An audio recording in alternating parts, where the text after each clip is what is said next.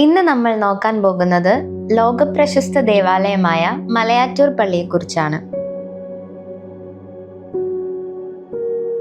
ക്രിസ്തുവിന്റെ ശിഷ്യനായ തോമാസ് ലീഹായുടെ നാമധേയത്തിൽ മലയാറ്റൂർ മലയിൽ സ്ഥാപിക്കപ്പെട്ടിട്ടുള്ള ദേവാലയമാണ് സെന്റ് തോമസ് പള്ളി.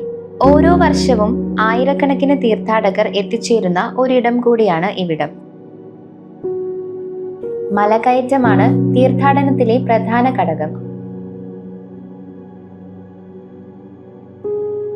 ഈ ദേവാലയത്തെ അന്താരാഷ്ട്ര തീർത്ഥാടന കേന്ദ്രമായി കത്തോലിക്ക സഭ പ്രഖ്യാപിച്ചിട്ടുണ്ട്. കൂടാതെ ക്രൈസ്തവ സഭാ ചരിത്രത്തിൽ വളരെയധികം പ്രാധാന്യമുള്ള ദേവാലയം കൂടിയാണിത്. AD 52 ഭാരതത്തിലെത്തിയ തോമാസ് ലീഹ മലയാറ്റൂർ മലയിൽ വരികയും ദിവസങ്ങളോളം പ്രാർത്ഥനയിൽ മുഴുകിയിരിക്കുകയും ചെയ്തു. അതീവ ദുഃഖിതനായി ദിവസങ്ങളോളം പ്രാർത്ഥനയിൽ മുഴുകിയിരുന്ന തോമാസ് ലീഹ പാറയിൽ തൊട്ടപ്പോൾ പൊൻകുരിശ് ഉയർന്നു വന്നുവെന്നാണ് ഐതിഹ്യം.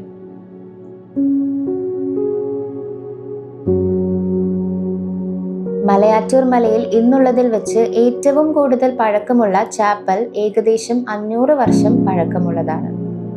ആനകുത്തിയ പള്ളി എന്നറിയപ്പെടുന്ന മലയാറ്റൂർ പഴയ പള്ളി AD 1595 സ്ഥാപിക്കപ്പെട്ടതാണ്. 1968 വരെ മലയാറ്റൂർ മലനിബിഡ വനമായിരുന്നു. അന്ന് ആനകൾ കുത്തി ഈ പള്ളിയുടെ പിൻഭാഗത്ത് സാരമായ നാശനഷ്ടങ്ങൾ വരുത്തിയിരുന്നു. പിന്നീട് കേടുപാടുകൾ നീക്കിയെങ്കിലും ആനകൾ കുത്തിയ ഭാഗം ഇന്നും അതുപോലെ സൂക്ഷിച്ചിട്ടുണ്ട്.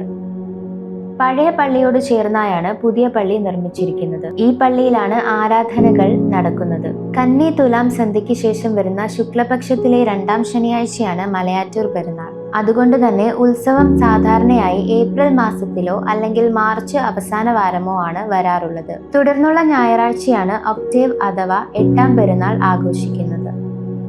ഇതുപോലെയുള്ള ചരിത്രപരമായ അറിവുകൾക്ക് വേണ്ടി ഈ ചാനൽ സബ്സ്ക്രൈബ് ചെയ്യുക.